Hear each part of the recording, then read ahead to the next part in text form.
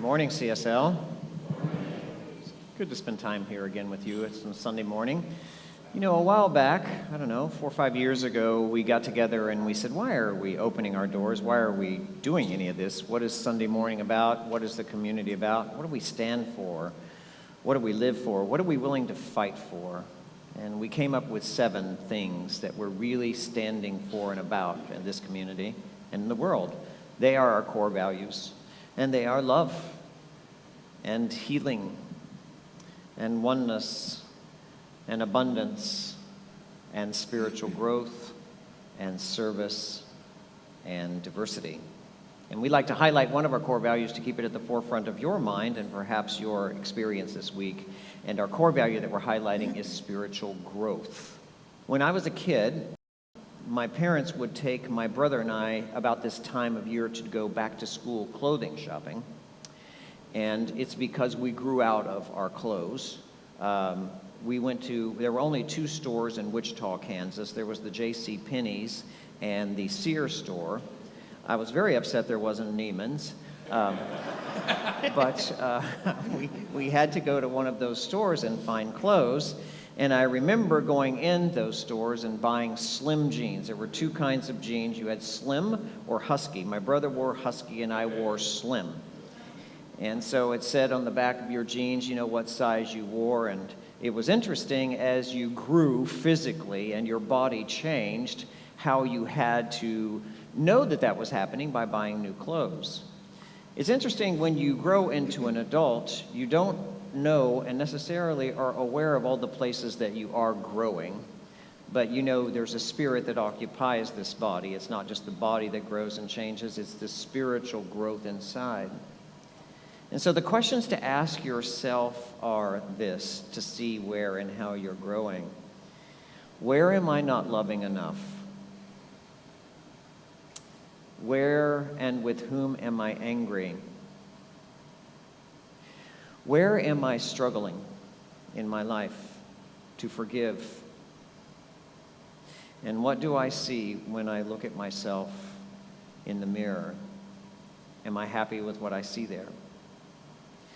The quality of your life is dependent upon the quality of the questions you are asking yourself. So if you want to grow spiritually, ask yourself some simple questions like, am I happy? Do I love this work? Do I love the person that I'm living with? Do I love the person that I am? And that will tell you where your areas of growth are. Concentrate all of your spiritual efforts on those areas, and the quality of your life will maximize and increase. Spiritual growth is our core value. You know, I've been feeling a little melancholy lately. This week I had a birthday that reminds me I am clearly in the 4th quarter of my life. And it has me reminiscing about the 1st quarter of my life, which was a much simpler time when I was growing up in that small town in Kansas. I remember my best friend and I used to hang out together listening to music and talking about all the bands, and we both loved the Monkees, right? And we watched the TV show series on Saturday mornings. My best friend Ronnie and I used to walk home from school together every single day. We just lived a few blocks apart. And on those walks home, there was never a shortage of words, it seems like. There was always something to talk about and a lot of laughs. It was a feeling back then of a simple joy where your only concern for life is what you want to do next that's going to bring you fun and what next great adventure you're going to explore as a 12-year-old boy. I miss that. I miss that. I long for the simplicity of life. But I digress. It's probably best to move forward in life than it is to look backward. This week we're continuing our series on forgiveness. We're taking a month of Sundays to go through this because it's a tough one for a lot of us. We've got good reasons not to forgive, and it's so much easier to remain a victim than it is to take the time, the energy, and the effort to go through this process to heal. And I think that's why so many people never do. They just carry the wounds with them every single day, not knowing that in time that wound is going to fester and infect every single area of their lives. Forgiveness should be the most often used tool in your spiritual toolbox, but for most of it, it's the one that we use the least, and that's why we need to talk about it. And that's why we need to help each other go through this challenging process of forgiveness. And that's exactly what we've been doing on our midweek meetings on Zoom. We're having some pretty deep conversations in those midweek meetings. I've seen some people cry. I've seen some people get angry. But you know, it's all good because it's all part of the process of healing. You can join us if you like. Just register at the CSL app, or you can join the convo, as it says on our media wall out there. You can start here. You can take action. You can join the conversation. You can pick these up in the lobby. Our meetings are every Wednesday night at 7 p.m. Eastern for those viewing online, and you can register there. Each week we're sharing a remarkable story about forgiveness, and this week our story is about a man named Ron Hall. To tell you the truth, he's not a man that you'd be too much impressed with if you knew just his story. It's actually his wife, Debbie, that is really the extraordinary one. They'd been together for many years before her husband, Ron, decided that he would make a confession to her, and that's that he had an affair with a woman, another woman, during their marriage, and he decided that he was going to tell his wife. And it was her response to that confession that makes our story so remarkable. She said to him after he confessed, "If you promise to never do this again, I will never mention it again. We will wipe the slate clean and you will be completely forgiven by me."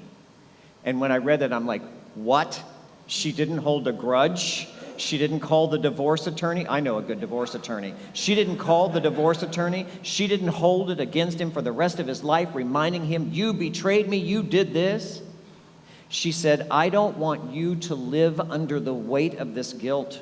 She said to her husband, "You're forgiven, and now we're going to build our lives together." And I'm thinking, this woman's some kind of saint, right? Some kind of saint. She says to her husband, "I just want you to be faithful. That's all I want. That's all I expect." And Ron was faithful for the rest of their marriage. And Debbie, his wife, never ever once mentioned that affair again. Never once. Now, can you imagine the incredible strength that it must have taken her to do that? Can you imagine how hard it must have been for her to discover her own feelings and deal with her own feelings of inadequacy and not being enough for her husband? Now, if the story ended there, it would still be inspiring. But wait, there's more. Did any of you ever watch that old TV series years and years ago? It was on TV. Della Reese was the actress in it, called Touched by an Angel. Touched by an Angel. Remember that? Well, I think this woman was touched by an angel. I really do. Because she had this incredible experience. She had a remarkable dream one night, and in her dream, God, for whatever form it was that she believed in, God showed her a homeless man and said, "You got to go find this man and make him your friend." So 10 years after this affair took place, Debbie asked her husband to do something with her that was really going to push him out of his comfort zone. She had never asked him to do anything before, and so, of course, he couldn't say no. And so what she did is she told him about this dream that she'd had about this man, and she asked him to help her find this guy, hunt him down, and fulfill, I guess, what would be called a mission from God. Now, Ron thought about it for a minute, and, of course, he couldn't say no. Now, here's where the story gets a little weird and maybe even a little mystical. So Debbie insists that they start volunteering at homeless shelters. They live in Fort Worth. Because that's where she thought she was going to find this guy that she dreamt about, that God showed her, says, "This is this guy, you got to go find him." And they'd been there at this homeless shelter for a couple of weeks, and then one day, while they're serving food to the homeless, this man comes in screaming at the top of his lungs that he's going to kill whoever it is that stole his shoes. And he starts throwing tables, and he's hitting people, and the man is going into a fit of rage, completely insane. And by now her husband, Ron, is hiding underneath the table because he's fearing for his life, right? But not his wife, Debbie. She's jumping up and down saying, "That's him. That's him. That's the man in my dream." Oh, great. Seriously? This insane man, this insane, crazy, homeless man who's threatening to kill everybody is the man that God said we have to be friends with. Just a sidebar from the story, ladies and gentlemen. Historically speaking, any mission from God is going to take you down a wild and crazy and a rough ride. Anyone that takes on the work of the divine is taking on, by unconscious agreement, purification by fire. And this is why one sage said, "Why are you looking for enlightenment? You might not like it." You see, it's a lot easier to stay among the walking wounded and be unconscious. It is a lot easier to stay inside your comfort zone because there's fear out there. Going outside of your comfort zone into the unexplored territory, outside of everything that you've known and done, that's very scary out there. That's the hard part. But you see, everything good, and I mean everything good that you want, is outside there. It's just beyond the perimeter of your fear. It's in the field of infinite possibility where the divine awaits us, calling us out one by one. I dare you. I dare you. Remember that the next time you feel the urge to try something new, to do something heroic, something that scares the hell out of you. Because more than likely, that is your personal call to greatness that is rising up from the depths of your soul.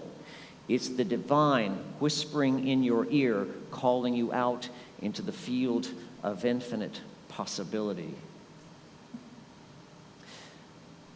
So, back to our story. Ron starts asking around about this crazy guy that Debbie says, "Hey, we're supposed to be friends with."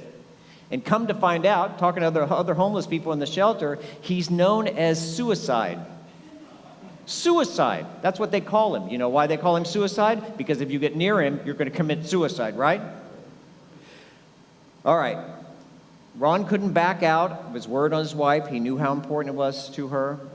So for 5 months, he's driving into the inner city in Fort Worth, going through dangerous neighborhoods, looking for this guy named Suicide, whose real name is Denver. So he drives by him. He finds him on the street. He drives by him slowly every day, and he slows down as he's driving by, and he says, "Hey, why don't you get in the car? Why don't you get in the car?" For months and months, he's asked, "Hey, why don't you get in the car?" One morning, to his horror, he actually does get in the car. And he gets in the car, and he says, "Man, why do you keep following me? What the hell do you want from me?" And Ron says, "I just want to be your friend." He goes, "Yeah, right. You want to be my friend. Why don't you just leave me the hell alone?"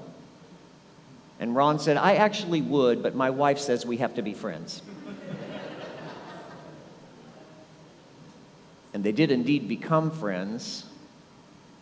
It took a while to get beyond that wall of anger around him that most people are too afraid to approach, because when someone is angry, you don't want to go near them. You see, Denver, also known as Suicide, was an angry black man with a story of his own.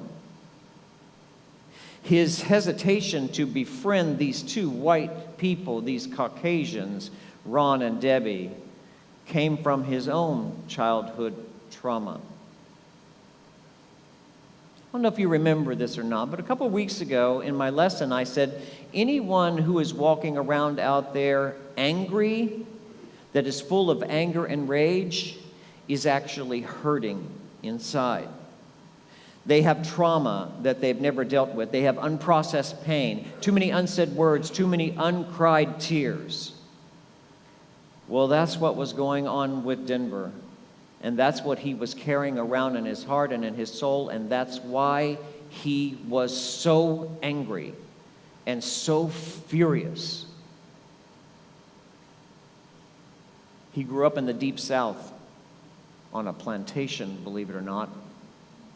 And when he was 15 years old, he was roped and dragged by the Ku Klux Klan for helping a white woman change a tire.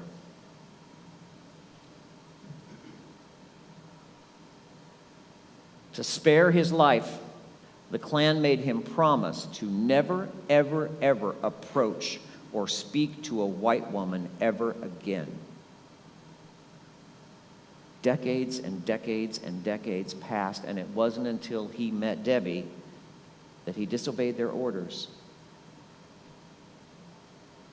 So in spite of all the reasons not to, the cultural, the ethnic, the economic, and the class differences, somehow Ron and Debbie and Denver became the best of friends. In fact, he'd come to their house every morning for coffee and lots of deep, meaningful conversations. And it was there in their time together where he started to get close to this woman who had first met him in a dream.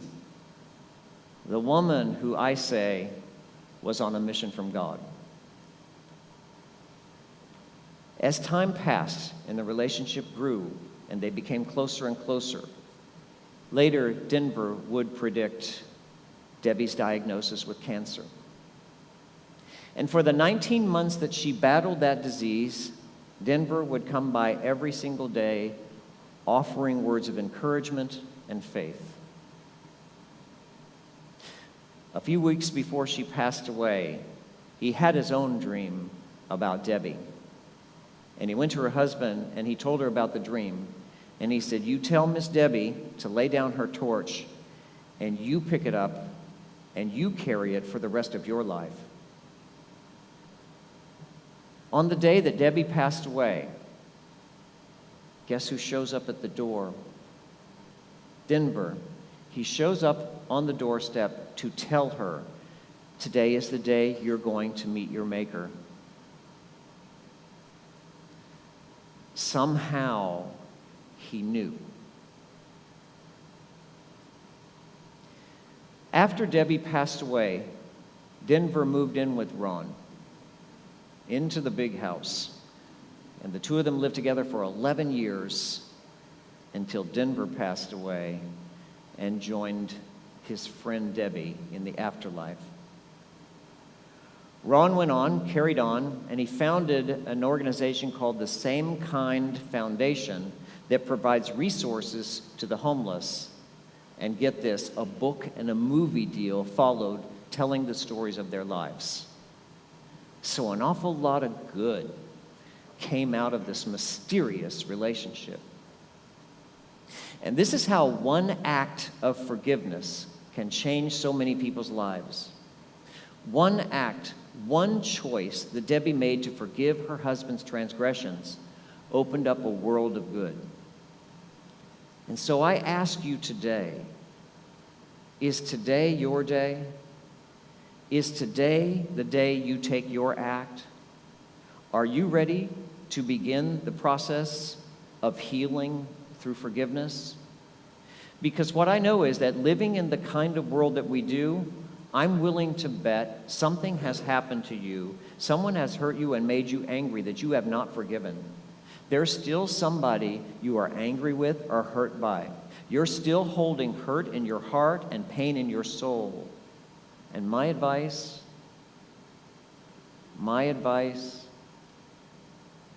is let it go. It's not worth holding on to.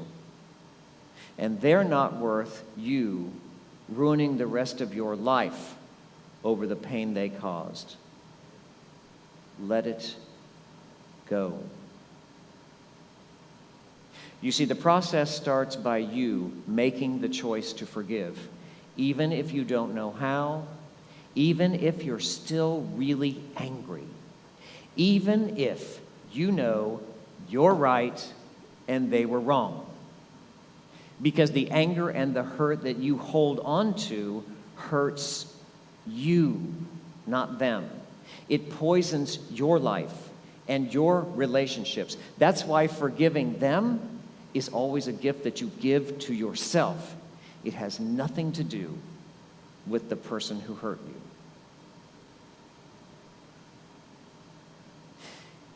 It's pretty obvious from the story told here today that Debbie Hall was an amazing woman. I mean, personally, as I'm reading the story myself, I am greatly inspired by her choice to forgive. But I honestly find the backstory even more interesting. This dream, this mysterious dream that she had about a man she'd never met. You know, and I've been thinking about this. Maybe this is some kind of soul partnership, you know, a relationship between them that predates the birth certificates of their bodies here on this planet. You know, maybe they came to heal each other at some designated point in their lives. Maybe they came to heal or change the world. I don't know what their purpose was, but I do know this. There is an organizing principle. There is a loving presence in the universe that pervades all space and time that some people call God. There is a purpose and a meaning to each one of our lives. And our time here on earth in these bodies is a small fraction of the eternality in which we all exist. And so that means that every person is important. Every life matters. No one is disposable.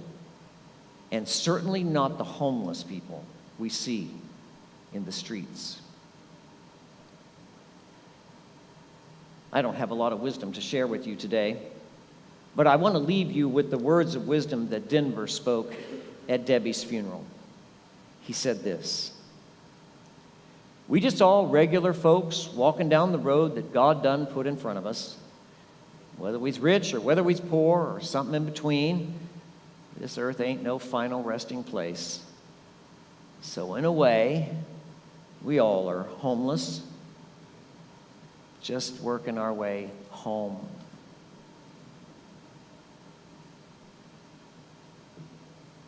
You know, maybe that's why me and my best friend Ronnie had such a good time walking each other home from school when we were kids. You know, maybe that's what we're all doing. You know, just walking each other home, trying to find our way back to love, where we all belong. And so ends the lesson.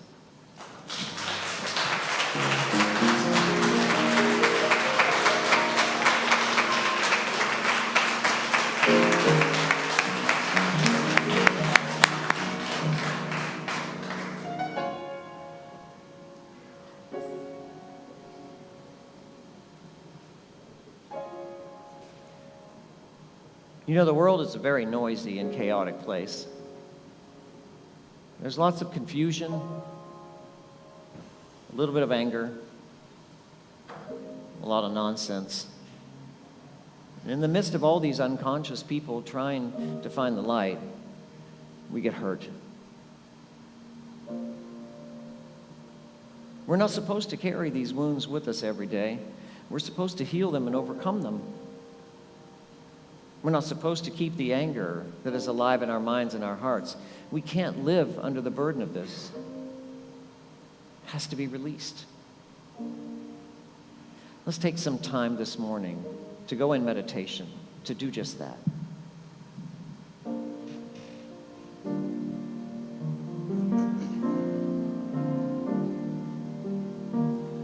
I breathe out, I breathe in, I am still, I go within. When I quiet my mind, in the stillness I find. Spirit meets me there, Spirit meets me there.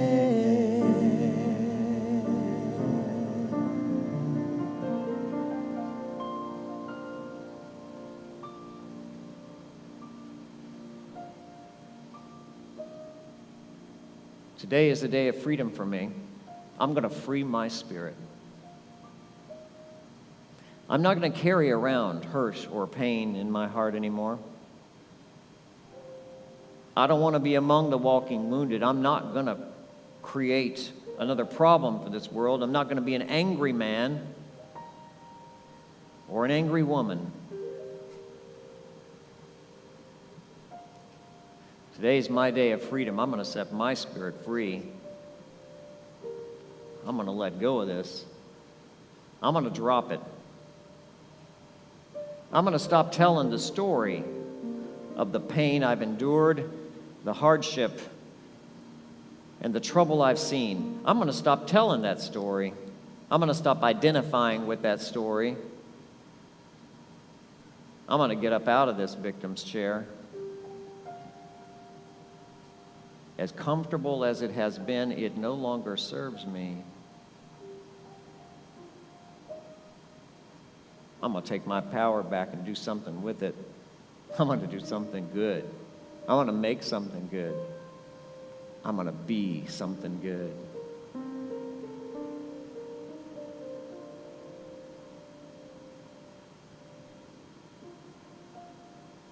It's the strength within me that gives me the courage to take this action and make this choice. It's the power source that animates my body. It's the love and the joy deep inside my heart that fuels me to have the faith to make this choice. It's God inside its creation. Let's all go there now and be still in its presence. As I look back on my life, I can see that everything happened for a reason. And I believe that only good shall unfold, and so everything that happened to me really happened for me. I'm going to take whatever good there was to get from that, and I'm going to move forward, letting go and releasing the chains of the past so that I can move freely into the best life. This is a choice, an action we can all take right now that is blessed by the universe, that reaches out to us as we reach back to it and gives us the strength and pulls us forward into the greatness God designed each and one of us to live. It's established. It's done in mind. It's done in belief. And now it's done in action. And so it is.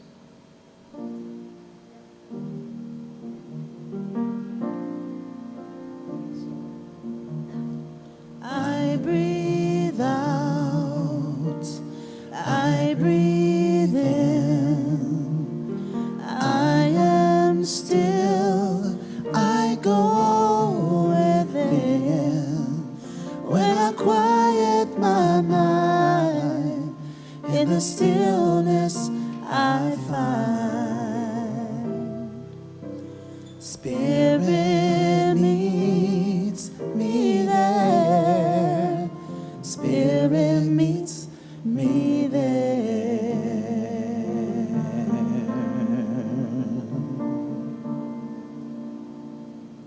We close our service as we always do with a healing affirmation.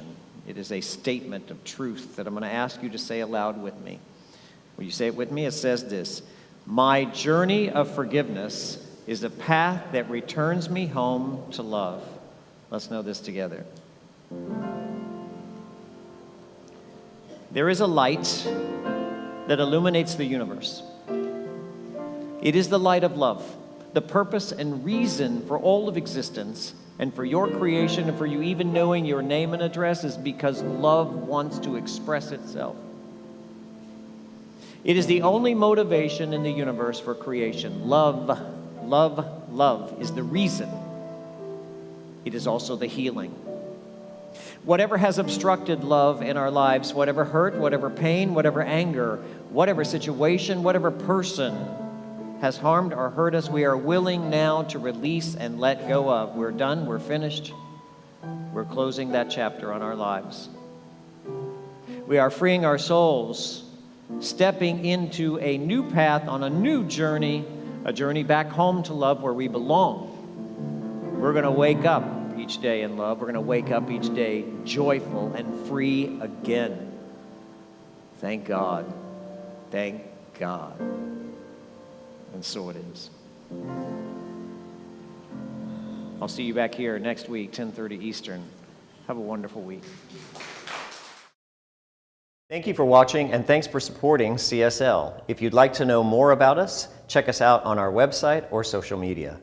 Blessings.